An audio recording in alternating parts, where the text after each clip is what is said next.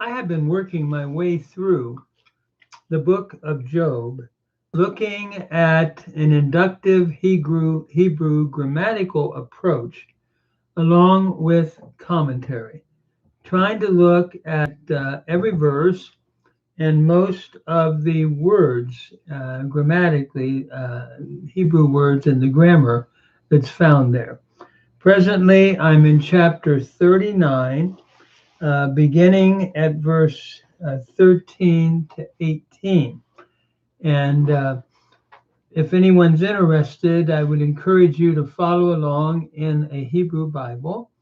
And also, you can find the prologue in other videos, the first several chapters, the first two chapters, followed then by chapter 3, Job's monologue. And then we've finished chapter 38, and now we're in 39. So we are at 39, beginning at verse 13. And what I'd like to do is to introduce some vocabulary, followed then by reading the text and looking at most of the words grammatically. So we begin with the first word, renanim, which means piercing cries. We could also put before it, understood, a bird of piercing cries, speaking of the ostrich.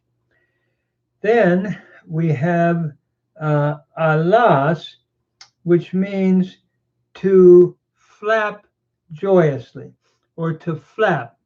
And probably here, the word means to be joyous, but it's probably here meaning to flap joyously. Ephra means pinion. Hasid means kind. And it's from the Hebrew chesed, and it's probably here looking at the stork in contrast to the ostrich. And then we have notsah, which is plumage, beitzah, egg, hamas, or hamam, to warm, and then zur, to press or to wring out, probably to press here, dash, to thrash or to tread on, kasha, to be hard, and here it's a hifil stem, to treat in a harsh way. Then we have the rik, meaning emptiness, yagia, meaning toil, pachad means dread, beli is an adverb meaning used in a negative way, and then the root nasha, to forget. And basically, yes, the next word that's a little difficult is mara. It only occurs here, and in this particular word, we're not 100% sure, since it only occurs here in the Hebrew Bible. It seems to mean to flap away. Sahak, to laugh. And so with that, let me begin, and let me go through each verse and look at it, reading the Hebrew and following that with an analysis of the grammar. So we pick it up at verse 13 to 18, talking about the ostrich. Kenaf renanim ne'alama, or ne'alasa, im evra chasida venotsa. The wing of the, now the word here, renanim, means piercing cries. So the wing of a bird, understood, of piercing cries. And this will be, it seems, the ostrich is being spoken of. Ne'alasa. Ne'alasa means something like to beat in a joyful way or to flap in a joyful way.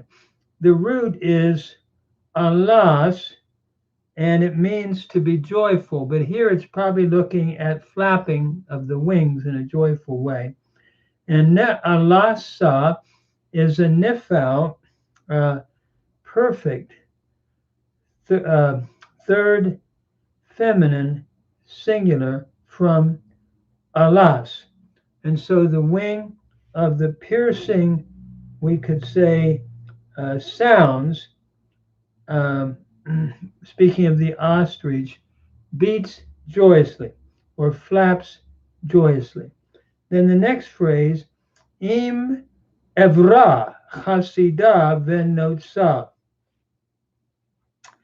And he's going to do a contrast here, it seems, with the stork.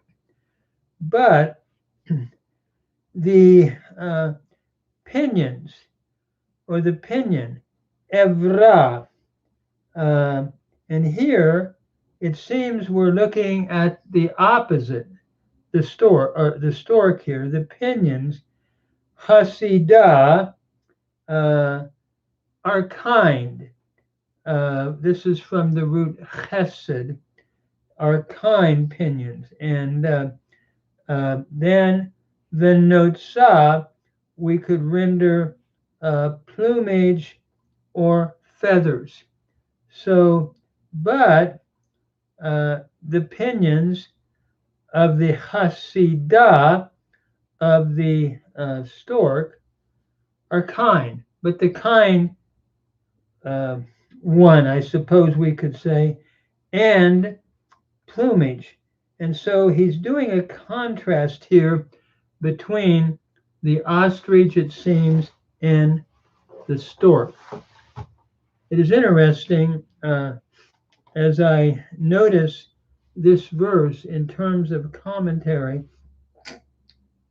The ostrich is noted for its haunting nighttime cries. See Micah 1:8 for this. Its white and black wing and tail feathers remind one of the stork. And I think that's probably why the author of Job, or Job, is putting it here. But there is a difference. While the stork is regarded as a symbol of parental love, the ostrich is a symbol of parental neglect, which would be the opposite. And so Job now, the writer or the author, is drawing a contrast, it seems, between the ostrich and the stork. So we move on then to the next verse, verse 14. Ki ta'azov la'aretz beit seha va'alafar techamim. That is, for she leaves to the earth her eggs, speaking of the ostrich, and upon the dust, or on the dust, she warms them. Notice here we have a cow imperfect, third feminine singular in azav, speaking of the ostrich, for she leaves to the earth. Beit seha would be the eggs of her. In other words, she just leaves them, which is going to be very different than the stork. Beit sa is the word for egg, and Beit seha would be she leaves her eggs. But alafar, and upon the dust, she warms, speaking of her eggs. And here we have a PL form from Hammam, a PL imperfect, third feminine singular. from Hammam. So upon the dust, she warms them. It's interesting as we look at this verse, uh, we're told, and that we'll read this also in verse 15, how that the ostrich will abandon her eggs, unlike the stork. But let me read verse 15 and then do a commentary, a brief commentary on both of them. So verse 15 reads, V'tishkach ki regel tazurecha. That is, and she forgets that a foot or the foot may crush it.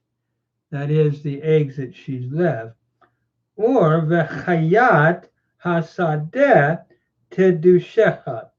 Or that the wild beast of the field may trample it. That is, the eggs. Notice here we have, first of all, vatishkach. We have the tishkach. She forgets, from sakach, to forget. A cow imperfect, third feminine singular from sakach. So she forgets that the foot may crush them. This is from the root zur. It's a middle weak root, a cow, imperfect, third feminine singular from zur, followed by the pronominal suffix, third feminine singular, that the foot may crush it. Speaking of the eggs that are left, or that the beast of the field, chayat hasadeh, may trample it. That is, the eggs that are left. Notice chayat hasadeh, chayat hasadeh, two nouns in construct here, followed by tedushecha. Tedushecha is from dush, to trample, and here we have a cow imperfect, third feminine singular from dush, and then the pronominal suffix, third feminine singular. So as we look at this, we're now looking at what appears to be the lack of care for her young. In looking at a brief commentary of this, like other birds, the ostrich lays her eggs and hatches them. But since the hot desert and sand warms the eggs, she does not have to constantly incubate them. In the warm desert areas, the eggs are left in holes covered by sand. The ostrich will leave its eggs then, forgetting that any foot or wild beast may trample them. So the writer of Job is illustrating again the contrast between the ostrich and the stork. So then we go to verse 16 and verse 17. Verse 16 reads, Hikshicha baneha lelo la. She is hardened, we could say, against her children, her young, baneha. And that as if lelo, they were not to her, as if they did not belong to her. L'rik yegia beli fachad. Through, though we could say, in vain is her toil, she is without dread or without fear. Notice hiksha is from kashach. It's a hifil. It's a hifil from kasha. It's a hifil stem here, perfect, third feminine singular from kasha. she is hardened against her children as if they were not hers, lo la, as if they were not literally to her, though her labor is in vain. Uh, she does not have, though her labor is in vain, she is without terror about it or dread. Larik means to vanity, yagia would be her toil is without dread. In other words, she doesn't seem to be fearful about what could happen to the eggs. And then we move on to the next verse, verse 17, as we continue. Ki hisha Eloah chokmah velo halak la babina. That is because God has deprived her of wisdom and has not divided to her, or we could say imparted to her, understanding, bina. Notice Hisha is from Nasha, to deprive. Here we have a Hifil perfect uh, followed by a Ha for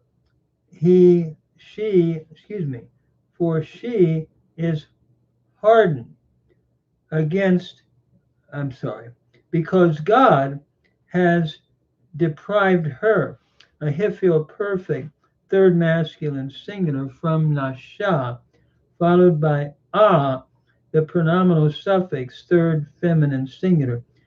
So God has deprived her of Chokmah, of wisdom, and He has not divided or imparted to her understanding. Halak is just your cow, perfect third masculine singular from halak. So as we look at these verses, she appears, that is the ostrich, to be utterly insensitive to her young, as though they did not really belong to her. While it seems that her labor in laying the eggs is done in vain, in light of the potential danger facing her young with such abandonment, she is yet without fear, since God has deprived her of wisdom to do otherwise.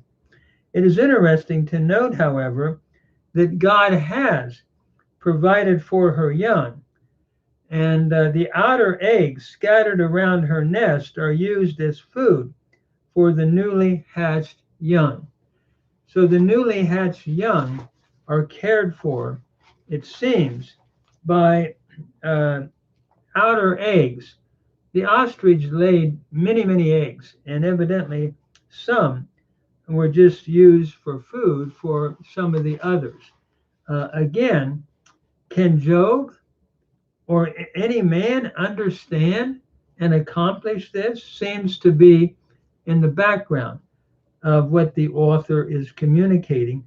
Can they provide for the young of the ostrich in view of the potential destruction of her abandoned young, like God can do?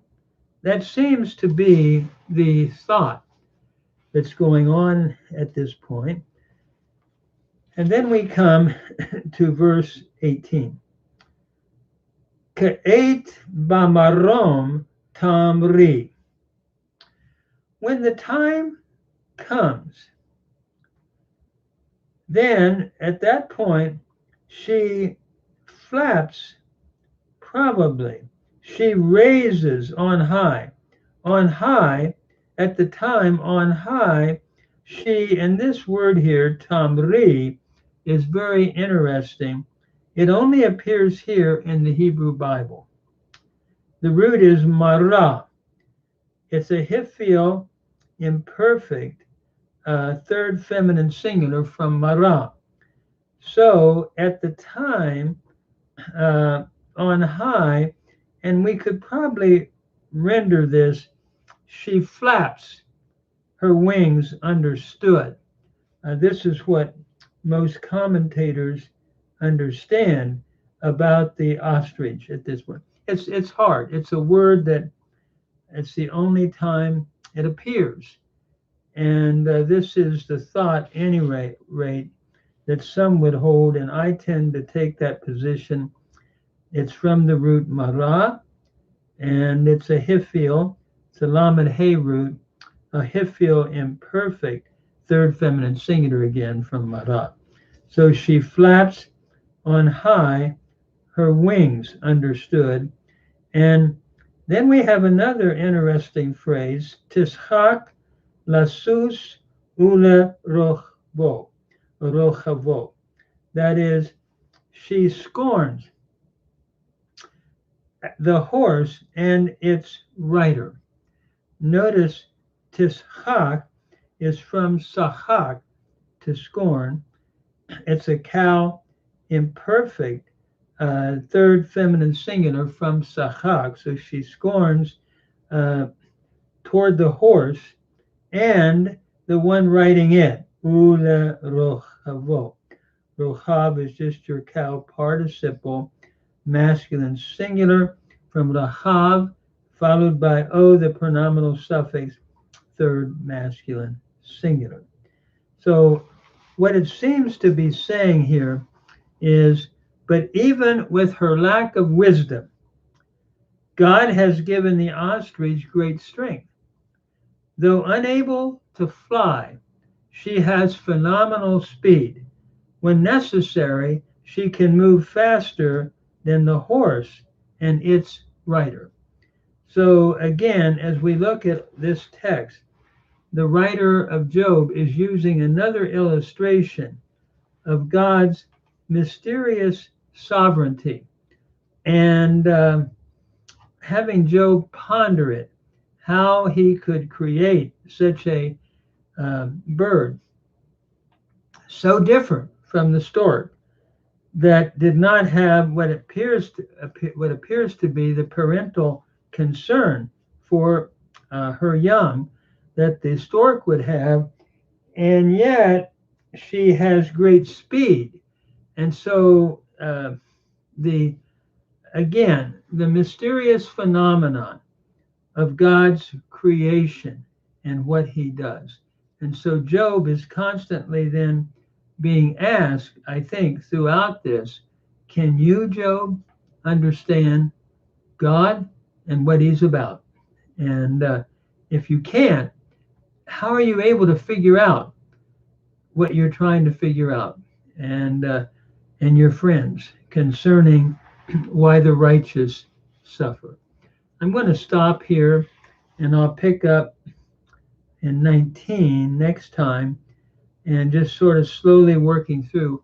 The Hebrew is challenging in the book of Job. And I think it's a great book. It's a classic. But the Hebrew does present challenges. And I think in this text, the contrast between the ostrich and the stork is an interesting comparison. But also the rare word meaning to flap. If that seems to fit the context of a word that only occurs once in the Hebrew text. Thank you. I hope this helps somebody. Maybe someone might be following along. Thank you so much.